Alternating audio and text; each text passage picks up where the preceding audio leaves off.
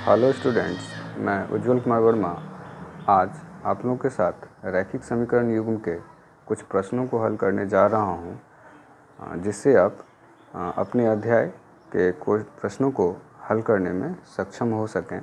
तो देखें स्टूडेंट, पहला प्रश्न कह रहा है कि ग्राफ द्वारा जांच कीजिए कि समीकरण युग्म x + 3y = 6 तथा 2x - 3y = 12 संगत हैं। यदि ऐसा है तो उन्हें ग्राफ द्वारा हल कीजिए। तो देखिए स्टूडेंट, जो समीकरण दिए हुए हैं वो मैंने यहाँ लिखा है, और एक को समीकरण 1 और दूसरे को समीकरण 2 हमने लिखा है। तो स्टूडेंट, किसी भी रैखिक समीकरण युग्म का हल है या नहीं, इस बात के लिए हम लोग पिछले वीडियो में डिस्कस किए थे कि इसमें x के गुणांक का अनुपात, y के गुणांक का अनुपात और अचर पद का जो अनुपात है, हम उसको कंपेयर करके देखते हैं तो हमें पता लगता है कि हल होगा या नहीं। जैसे कि यहाँ पे a1/a2 तो 1/2 आ रहा है, b1/b2 तो 3/-3 आ रहा है, जो -1 है। और चूँकि ये दोनों बराबर नहीं है स्टूडेंट, तो इस केस में हम कह सकते हैं कि दिए गए समीकरणों का एक हल होगा। यदि ये बराबर नहीं होता है तो एक हल होता है, और इस प्रकार दिए गए समीकरण संगत होंगे। यदि हल होंगे तो संगत होंगे, और हल नहीं होंगे तो वो संगत नहीं होंगे। तो इस प्रकार से हमें स्टूडेंट पता लग गया कि जो दिए गए समीकरण हैं वो संगत हैं। तात्पर्य यह है कि इनके हल निकलेंगे, हम इनका हल प्राप्त कर सकते हैं। अब आगे है इन्हें ग्राफ विधि द्वारा हल करना। तो स्टूडेंट, ग्राफ विधि द्वारा हल करने के लिए हमें क्या करना होता है कि जो समीकरण दिए हैं उन समीकरणों के लिए आप दो टेबल बना लें। जैसे कि मैंने समीकरण 1 के लिए, आप यहाँ ध्यान से देखें तो ये x, और जो समीकरण 1 में है यहाँ से y निकाला हमने। x को आप राइट साइड ले जाएं तो 6 - x और 3 से डिवाइड कर दें तो ये आ जाएगा y = 6 - x/3। और जो इस प्रकार से जो x और y आए तो हमने बारी बारी से दो वैल्यू प्राप्त किया है, क्योंकि कोई भी रैखिक समीकरण स्टूडेंट वह एक सरल रेखा को निरूपित करता है, और एक सरल रेखा को खींचने के लिए तल में हमें दो बिंदुओं की आवश्यकता होती है। तो हमने पहले x का मान 0 रखा, तो 0 रखने से यहाँ पे 6/3 आएगा और y का मान 2 आ जाएगा कैंसिल होके। फिर हमने 6 रखा तो ये 0 आ गया। स्टूडेंट, आप कुछ भी रख सकते हैं, 1 2 3 4 कुछ भी रख सकते हैं, नेगेटिव वैल्यू भी रख सकते हैं, लेकिन मैंने सुविधा अनुसार, ताकि हमें सारे वैल्यूज़ इंटीजर में मिल जाएं और हम ग्राफ को अच्छे से प्लॉट कर सकें, तो इसलिए मैंने सारे वैल्यू पूर्णांक में लाने की कोशिश किया है। ये पहले वाले समीकरण का है। और दूसरे वाले समीकरण का स्टूडेंट फिर देखें, यहाँ पे x लिखा और दूसरे वाले समीकरण से आप y को निकाल लें तो ये आ जाएगा। y निकालने के लिए 12 लेफ़्ट साइड रखेंगे तो 2x - 12/3 ये y का वैल्यू आ जाएगा। और यहाँ से फिर स्टूडेंट यहाँ 2x हो जाएगा, ये 12 नहीं है, ये 2x होगा, तो 2x - 12/3 आपको आ जाएगा। फिर हमने x की वैल्यू एक बार 0 पुट की है तो -12/3 जो कैंसिल होकर -4 आएगा। और जब आप 3 रखेंगे तो ये 2 3 6 -12 -6/3 तो ये -2 आएगा। तो इस प्रकार स्टूडेंट ध्यान से देखें कि जो हमने वैल्यू प्राप्त किए हैं x और y के, वो सारे के सारे पूर्णांक में हैं। अब इसे खींचने के लिए, चूँकि ड्रॉ करना है स्टूडेंट, हमें प्लॉट करना है, तो हमने क्या किया कि एक x अक्ष बनाया और एक y अक्ष बनाया। आप इसे ग्राफ पेपर पे प्लॉट करेंगे तो आपको और भी अच्छे से ये समझ में आएगा, ये कि इसके सॉल्यूशंस एग्जैक्ट आपको दिख जाएंगे। तो यहाँ पे ये देखें स्टूडेंट, तो ये हमने समान दूरी पर x अक्ष पे 0 1 2 3 4 5 6 7 इस तरह से लेंगे, और लेफ़्ट साइड में -1 -2 -3, ऊपर सारे के सारे धनात्मक वैल्यू 1 2 3 और नीचे ऋणात्मक वैल्यू रखा है। तो अब देखें स्टूडेंट, जो मान दिया है पहले समीकरण के लिए x का 0 y का 2, तो x 0 y 2 यहाँ मिल गया। और फिर दूसरा है 6 0, तो 6 0 यहाँ मिल गया। अब इन दोनों को आप स्केल की मदद से मिलाएंगे तो ये आगे की तरफ बढ़ते जाएंगे।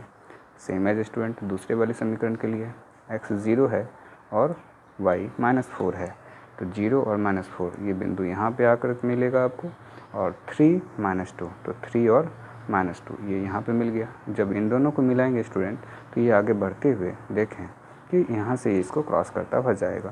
तो चूँकि दोनों ही सरल रेखाएं एक दूसरे को 6, 0 पे प्रतिच्छेद कर रही हैं, तो चूँकि यह बिंदु दोनों पे है तो यही इस इन दोनों ही रेखाओं का हल होगा या इन दोनों ही समीकरणों का जो दिए गए थे उनके हल होंगे। तो इस प्रकार से स्टूडेंट हम ये लास्ट में ये लाइन लिख देंगे, रेखाओं ए बी और पी क्यू में एक उभयनिष्ठ बिंदु बी 6,0 है, इसलिए रैखिक समीकरण युग्म का एक हल x बराबर 0 और y बराबर 0 है। तो इस प्रकार से स्टूडेंट हमने देखा कि किस तरह से ग्राफ के द्वारा हम किसी भी रैखिक समीकरण युग्म के हल को प्राप्त करते हैं। एक और क्वेश्चन स्टूडेंट देख लें तो शायद हमें और भी अच्छे से समझ में आ जाएगा। ये देखें स्टूडेंट, ये क्वेश्चन कह रहा है ग्राफ द्वारा ज्ञात करें कि निम्न समीकरण युग्म का हल नहीं है, अद्वितीय हल है अथवा अपरिमित रूप से अनेक हल है। स्टूडेंट हमें तीन ही कंडीशन आते हैं कि समीकरण युग्म का हल हो नहीं है, मतलब हल नहीं होगा, या तो हल होगा और हल होगा तो अपरिमित रूप से अनेक हल भी हो सकते हैं। तो जो समीकरण दिए हुए हैं स्टूडेंट वो हमने लिख दिए यहाँ पे, और ये स्टूडेंट मैंने पहले समीकरण को समीकरण 1 और दूसरे को समीकरण 2 माना है। अब देखें स्टूडेंट, हमें चूँकि अनुपात निकालने हैं x, y और अचर पदों के का, तो x के गुणांक का, y के गुणांक का और अचर पदों का, तो ये आ जाएगा स्टूडेंट 5/3 जो a1/a2 कहलाएगा। फिर b1/b2 जब आप निकालेंगे तो ये -8/-24/5 आप इसको कंप्लीट करेंगे तो 5 ऊपर जाएगा और ये 3 से कैंसिल हो जाएगा तो 5/3, और c1/c2 जब आप देखेंगे तो 1/3/5 और ये भी पलट के 5/3 ही है। तो चूँकि स्टूडेंट इसमें सारे के सारे अनुपात बराबर हैं तो इसलिए हम कह सकते हैं कि दिए गए समीकरणों का अपरिमित रूप से अनेक हल हैं। अब आप स्टूडेंट देखें, चूँकि अनेक हल हैं तो हमने क्या किया, एक समीकरण 2 को 5/3 से गुना कर दिया। जब आप इसमें 5/3 से गुना करेंगे स्टूडेंट तो देखिए गुना करने पे हर एक पद को गुना करते चले गए तो ये हमारा 5x - 8y + 1 आया, जो दिए गए समीकरण 1 के समान ही है। तो जब ये एक समान हो गए स्टूडेंट तो इसका मतलब है कि दोनों ही रेखाएं, जो दी गई रेखाएं हैं, दोनों एक दूसरे के ऊपर हैं, मीन्स समपाती हैं, और समपाती हैं तो दोनों के अनंत बिंदु एक दूसरे से मिलते हुए नजर आएंगे। तो जो हमें यह साबित करता है कि दोनों के अनेक हल हैं, अनंत हल हैं। तो अब देखें स्टूडेंट, यह समीकरण 1 है, अतः समीकरण 1 और 2 से निरूपित रेखाएं समपाती हैं। तो इसमें हमने क्या किया स्टूडेंट, वही चीज़ फिर से हमने यहाँ पे टेबल बनाए, समीकरण 1 से x लिखा और फिर यहाँ से y निकाल लिया, जो 5x + 1/8 से डिवाइड हो जाएगा, तो ये y का मान वही हमने किया। फिर स्टूडेंट x का मान 3 रखा तो y 2 आ गए, और फिर 11 रखा तो 7 आ गए, क्योंकि हमें पूर्णांक चाहिए जिससे हम रेखाओं को अच्छे से खींच सकें। तो अब ये देखें स्टूडेंट, 3/2 और 11/7 हमने यहाँ पे चुन लिया, ये 3 और ये 2, 3 और 2 के कॉम्बिनेशन से यहाँ पे 3 और आपको ये 2 हो जाएगा स्टूडेंट, ये बिंदु 3,2 मिल जाएगा। और जो नेक्स्ट बिंदु है स्टूडेंट वो x बराबर 11 और y बराबर 7 है, 11, 7, वो बिंदु यहाँ मिलेगा। जब हम इसे मिलाएंगे स्टूडेंट तो एक सीधी रेखाएं आ जाएंगी, और जो दूसरा समीकरण है वो भी चूँकि इसी पर आएगा, तो दोनों के बीच अनंत बिंदु जो है वो आपको कॉमन सा दिखेगा, तो इसलिए इन समीकरणों के जो हल हैं वो अनंत होंगे। तो इस प्रकार से स्टूडेंट हमने देखा ग्राफीय विधि से किसी भी समीकरण को किस प्रकार से हम हल करते हैं।